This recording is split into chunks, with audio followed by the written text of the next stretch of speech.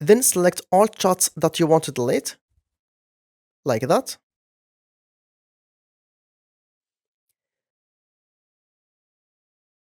Then hit delete icon over here. Hi guys, welcome to new tutorial.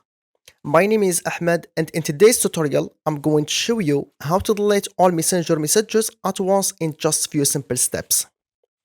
Okay, first open your messenger app, then slide the screen down a little bit like that. Then tap three dots. Then tap select chats.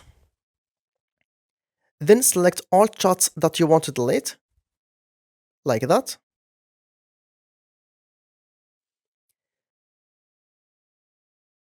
Then hit delete icon over here. And like that, you can delete all messenger messages at once easily, okay? Okay guys, hope you find this tutorial useful and helpful, and if you do, then please like, share and subscribe for more tutorials. Thank you so much for watching, see you in next video. Bye.